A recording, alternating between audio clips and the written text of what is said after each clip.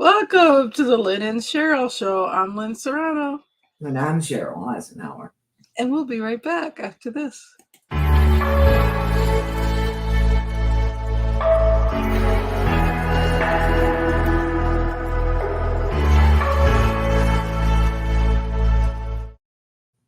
Welcome to our last show, Cheryl, of the year.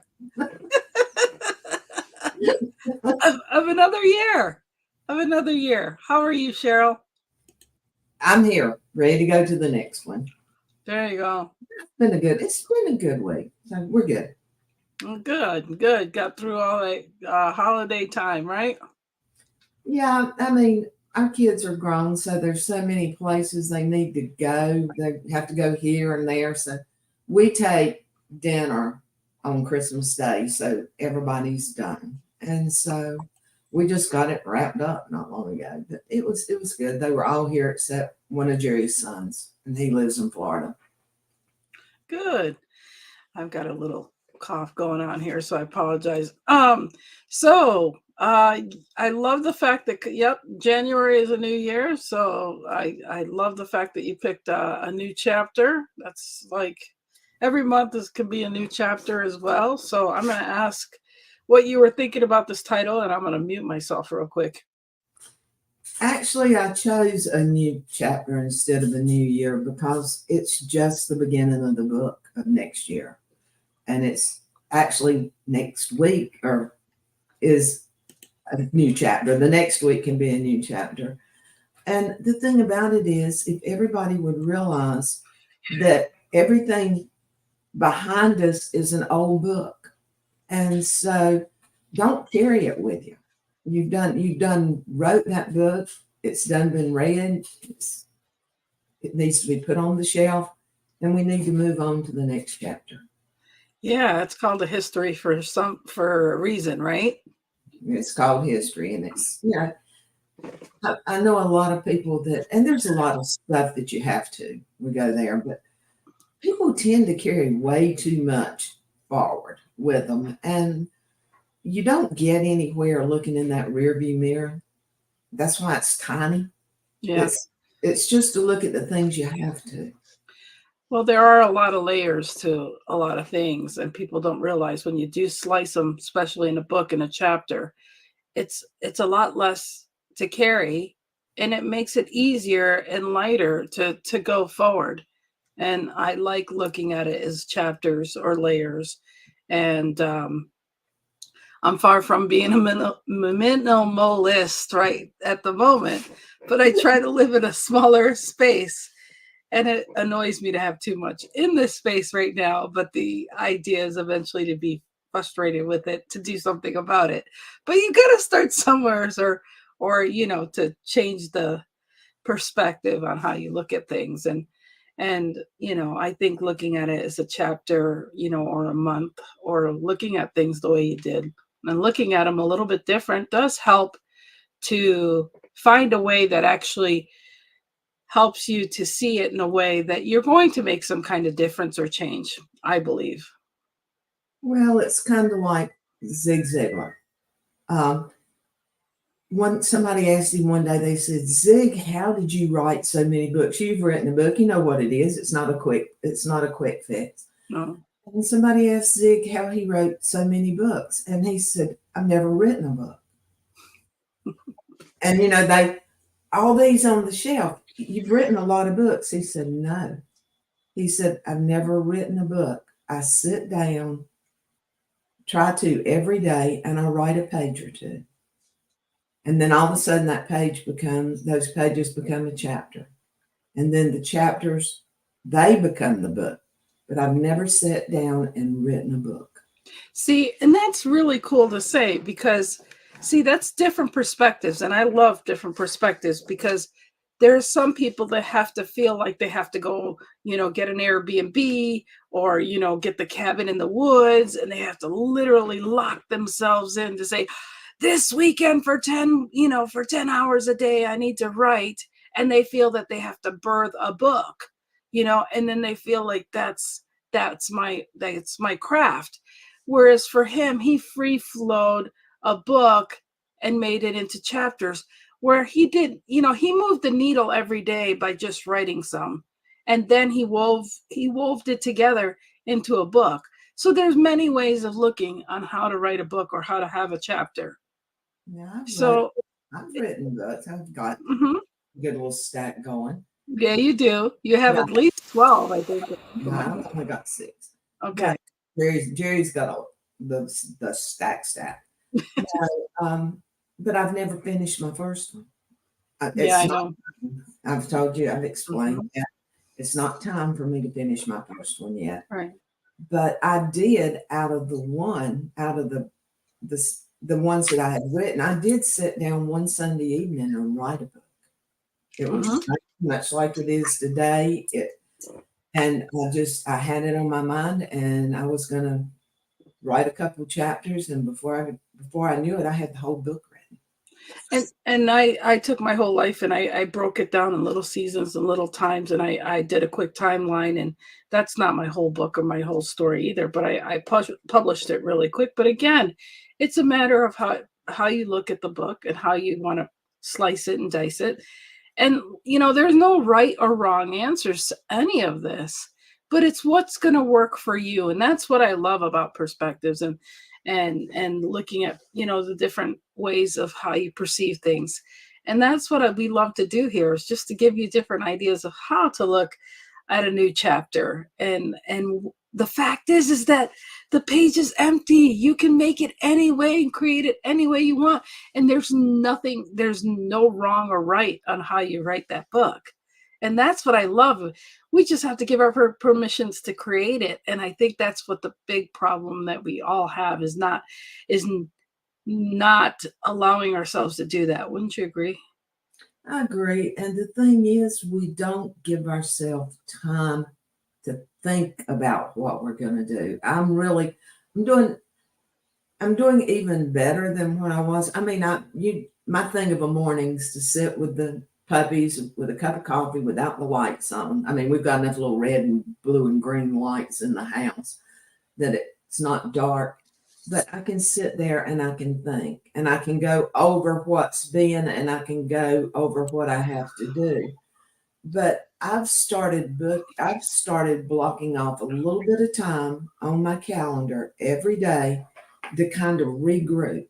And it's amazing how much more you get done if you just midday regroup. Hi, Mindy. No, I love that. And like I said, we do forget that every day we have a moment of pause somewheres, and we do have a moment where we can regroup or take a moment. I mean, we've got gadgets in our lives that we can even take, and we can voice to text. It might not come up real pretty, at least if you're Lynn talking to your machine, but it gets the gist down for you, where you can group your thoughts, and those thoughts will trigger your words for you for later, and you can make those chapters come out. And so I love the fact that you can go ahead and create whatever you want, but it's not going to create itself if you don't think about it. What, right, Cheryl? I had a chuckle the other day. This thing came across Facebook and it was the AI, the artificial intelligence appointment book.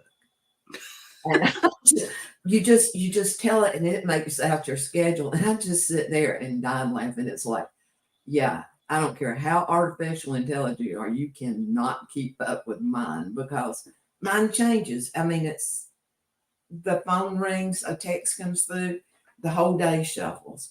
But yeah, I'd like to see AI try to keep up on that one. Yeah.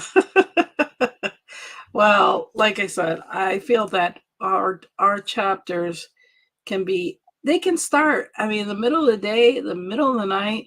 I mean, Mhm. sometimes we get up in the middle of the night and you're just, I mean, I've heard some really good stories have been written, because people get up in the middle of the night and even write. I mean, you can start the chapters, of writing, or just finding that creative stuff, when you want to. I mean, and starting a new chapter. I mean, even what time you wake up and what time you get the minutia stuff done, or have that time of gratitude or whatever. I mean, it just it kind of makes me laugh because you don't have to do much to change your life. You don't have to do much to get a different outcome. You reach out to people that you don't normally reach out to. I mean, you can do something a little different, and you be surprised at the outcome you get for by doing something a little different. It's a mindset. Think about it different. That's the Yeah, part where people really miss it. yeah, They think the same way all the time and expect it to change. yeah, But you can't. Just, you know, it's this New Year resolution thing. Don't waste your time if you're not going to do it. And yeah. don't even think about it unless you're going to write it down. And Right. don't even write it down unless you're going to have somebody hold you accountable, because you won't do it. And it's a peer pressure thing too, because what? Because the Joneses or somebody down the street are doing it doesn't mean you need to do it at all. Only thing consistent is life is change. And so again, I think that's the thing. I mean, I think, because the calendar's changing doesn't mean you need to change anything if you don't want to change it too. I mean, think of that novelty concept. I mean, you don't have to. I mean, like at the stores right now, what they had 50% off probably yesterday, and today they're already setting up the shelves because they selling you storage containers to put all the garbage you got for Christmas away. It's because you're going to go ahead and rent a shed, for all the stuff we've got for Christmas. I mean, I don't know. Oh, It's a vicious little cycle. merchandising has definitely changed the face of the world. I mean, Yeah, I remember we were talking about it, I think last week, about the Sears catalog. That's how we yeah. bought Christmas. You found it and you took paper and you marked it and you showed it to your mom and dad, and they looked at you like you had one eye. But it was a way to tell them or Santa Claus, whichever, that in the earlier years, it was like, pick out what you want Santa Claus to get you. Hmm.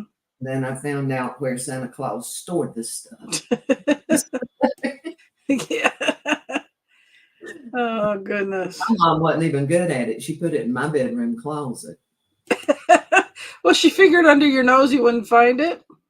I played with it a long time before Christmas. That was when you didn't wrap what Santa Claus brought. Oh, okay. It was just there. And, Yeah. the Well, shelf was deep and it was high.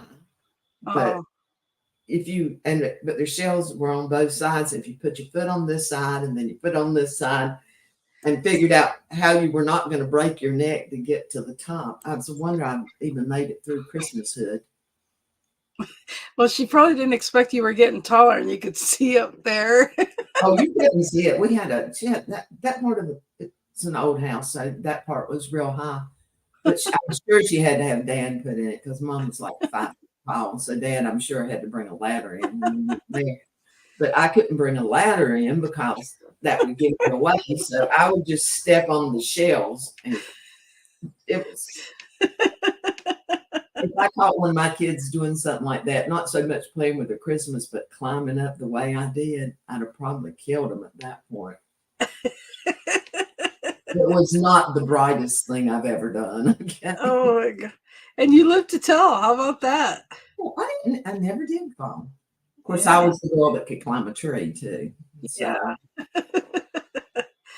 Oh boy.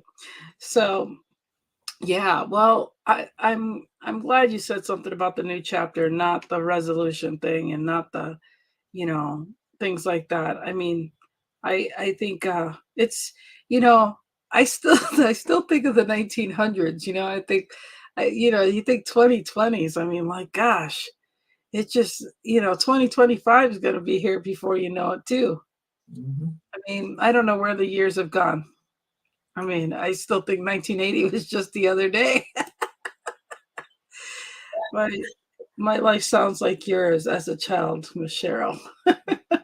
I grew up in a world of boys, so I learned to do the boy things. And climbing trees was one of them, and playing on rooftops and doing, really stupid things if you look back over them.